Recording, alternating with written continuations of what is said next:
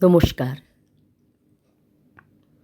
রুনার সংগ্রহ কবিতা ও গল্প চ্যানেলে সকলকে স্বাগত জানাই। আজকে গল্প বলবো শরদিন্দু বন্দ্যোপাধ্যায়ের একটি ছোট অলৌকিক গল্প। গল্পটির নাম মালকোষ। গল্পটির বিষয়বস্তু উচ্চাঙ্গ সঙ্গীত মানুষের অনুভূতিকে এমন গভীর স্তরে স্পর্শ করতে পারে যে তা কখনো কখনো বাস্তব ও অলৌকিকের সীমারেখাকে অস্পষ্ট করে দেয়। শরদিন্দু এই গল্পে রহস্য, অলৌকিকতা ও ভারতীয় শাস্ত্রীয় সঙ্গীতকে সুন্দরভাবে একসূত্রে গেঁথেছেন। আমার গল্প পাঠ যদি আপনাদের ভালো লাগে তাহলে গল্পটিকে শেয়ার, সাবস্ক্রাইব, লাইক, কমেন্ট করবেন। গল্পটি শেষ অবধি শুনবেন। তাহলে শুরু করছি আজকের গল্প শরদিন্দু বন্দ্যোপাধ্যায়ের মালকোষ। বড়দা বলল, ওস্তাদ কাফি খাঁর সেতার শুনেছ? ক্লাবের পাঠাগারে আমরা কয়েকজন নীরবে বসে সাময়িক পত্রিকার পাতা ওল্টাচ্ছিলাম। অমূল্য পত্রিকা হতে চোখ তুলে কিছুক্ষণ ভ্রুকুটি করে তারপর বলল, মতলবটা কি? নতুন আষাঢ়ে গল্প তৈরি করেছ, তাই শোনাতে চাও? বড়দা কর্ণপাত করল না, গল্প আরম্ভ করে দিল। পুজোর ছুটিতে শ্বশুরবাড়ি গিয়েছিলাম। আমার ছোট শালা শুভেন্দুর ভারী গান বাজনার শখ। একদিন আমাকে বলল, জামাইবাবু, ওস্তাদ কাফি খাঁর সেতার শুনতে যাবেন? ওস্তাদজি আমাকে খুব ভালোবাসেন। কয়েকদিনের জন্য শহরে এসেছেন, ডাকবাংলোতে আছেন। আমি খবর পেয়েই ছুটে গিয়েছিলাম। তিনি বললেন, আজ রাতে যখন আর কেউ থাকবে না তখন বাজনা শোনাবেন। যাবেন আপনি আমার সঙ্গে? নেই কাজ তো খইবাজ। উচ্চাঙ্গ গান বাজনার প্রতি আমার বিশেষ আসক্তি নেই। ধ্রুপদ, চৌতাল, ধামার দশকুশি কিছুই বুঝি না। রবীন্দ্রসঙ্গীতকেই আমার আত্মা পরিতুষ্ট। কিন্তু বিনা মাশুলে যখন এত বড় একজন ওস্তাদের বাজনা শোনার সুযোগ হয়েছে তখন ছাড়ি কেন? বললাম, আচ্ছা যাব।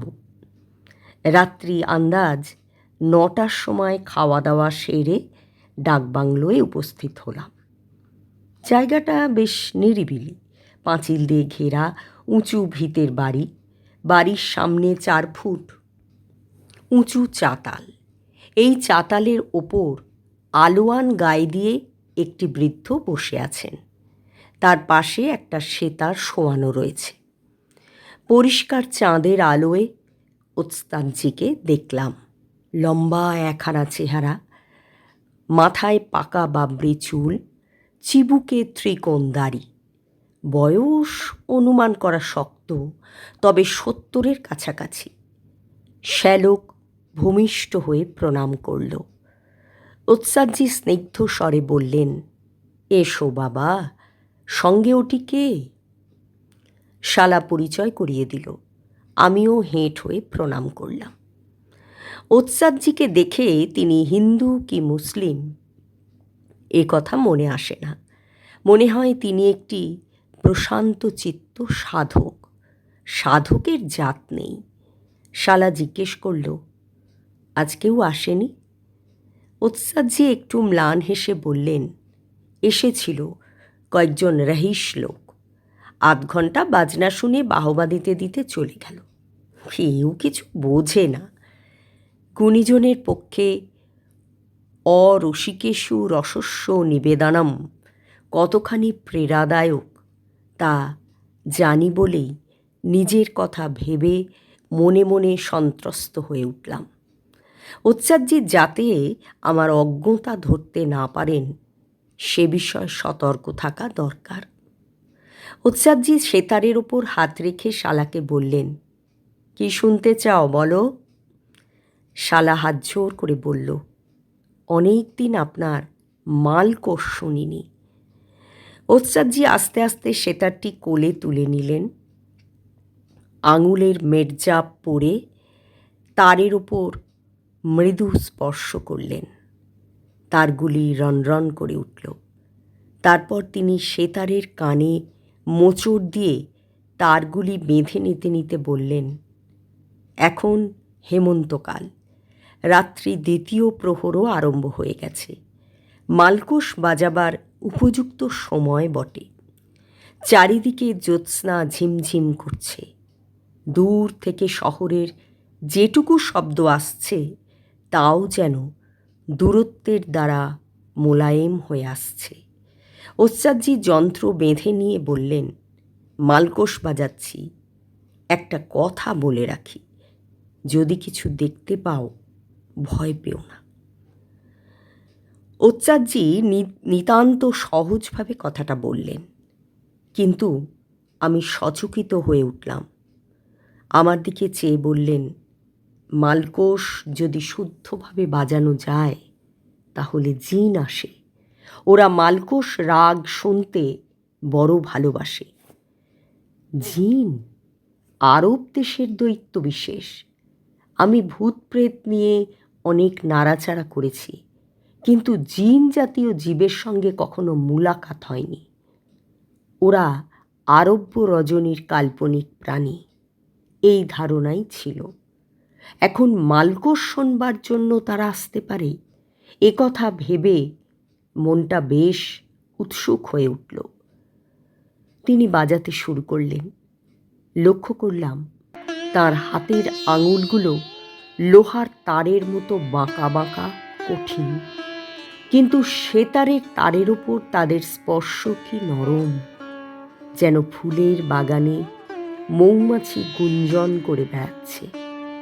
তিনি প্রথমে খুব ঠায় বাজাতে শুরু করলেন, তারপর আস্তে আস্তে তালের গতি দ্রুত হতে লাগল। আমি উচ্চাঙ্গ সঙ্গীতের সমস্তার নই, কিন্তু শুনতে শুনতে তন্ময় হয়ে গেলাম। কে যেন ওই সুরের মধ্যে ডুকরে ডুকরে মাথা কুঁটে কুঁটে কাঁদছে, যেন অব্যক্ত কণ্ঠে বলছে, হামারি দুঃখের নাহি ওর। আমার শালা সত্যিকারের রসজ্ঞ লোক। সে মাথা নাড়ছে না, উরুতে তাল ঠুকছে না, ঘাড় নিচু করে স্থির হয়ে বসে আছে। আমিও একটা নিবিড় অনুভূতির মধ্যে ডুবে গেছি। এইভাবে কতক্ষণ কেটে গিয়েছে জানি না, বোধহয় 20-25 মিনিট হবে। একসময় অনুভব করলাম নাকে একটা গন্ধ আসছে। স্থান কাল বিবেচনায় গন্ধটা স্বাভাবিক নয়, শুকনো তামাক পাতার কড়া গন্ধ। এতক্ষণ অর্ধ নিমিলিত নেত্রে বাজনা শুনছিলাম। এখন চোখ আরেকটু খুলে এদিক ওদিক তাকালাম, কই তামাক পাতা তো কোথাও নেই। ওস্তাদজি ঘাড় গুঁজিয়ে বাজিয়েই চলেছেন। শালা নিবাত নিষ্কম্প বসে আছে, অন্য মানুষও কেউ আসেনি। তবে হঠাৎ নজর পড়ল চাতালের নিচে মাটির ওপর। বুকটা একবার গুড়গুড় করে উঠল। আমি বসেছিলাম 4 ফুট উঁচু চাতালের কিনারা ঘেঁষে। নিচে নজর পড়তেই বুঝলাম গন্ধটা কোথা থেকে আসছে। ঠিক চাতালের নিচেই একটা প্রকাণ্ড মানুষ উপুর হয়ে শুয়ে আছে। চাঁদের আলোয় তার চেহারা পরিষ্কার দেখতে পাচ্ছি। নিকষের মতো কালো গায়ের রং, 8 হাত লম্বা তাগড়া শরীর, সর্বাঙ্গে লোহার শলার মতো রোঁয়া খাঁড়া হয়ে রয়েছে। 2 বাহু দিয়ে মাথাটা বেড়ে নিয়ে দৈত্য পড়ে আছে। ভূত প্রেত দেখে ডরিয়ে ওঠার দিন আমার নেই, কিন্তু সাষ্টাঙ্গ প্রণামরত বিরাট দৈত্যটাকে দেখে বুকের রক্ত হিম হয়ে আসতে লাগলো। তারপর ঘাড় বেঁকিয়ে দেখি আমার ঠিক পিছনে আর একটা দৈত্য লম্বা হয়ে শুয়ে মালকোষ শুনছে। আর একটু হলেই হাউমাউ করে উঠেছিলাম আর কি। অতি কষ্টে সামলে নিলাম। তারপর চোখ বুজে বসে রইলাম। চোখ খুলে তাকাবার সাহস নেই।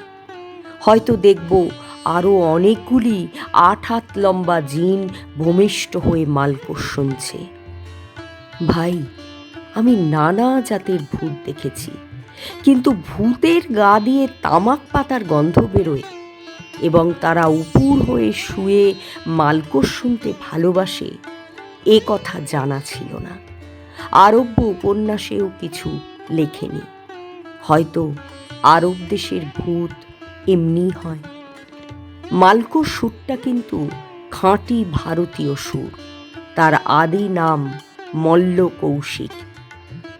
ওস্তাদজির বাজনা ধীরে ধীরে শেষ হয়ে আসছে, যেন একটা মর্মন্তুদ বিলাপ। ফুঁপিয়ে ফুঁপিয়ে কেঁদে কেঁদে ঘুমিয়ে পড়ল। কিছুক্ষণ সেইভাবে বসে রইলেন তিনি। তারপর আস্তে আস্তে সে তার নামিয়ে রাখলেন।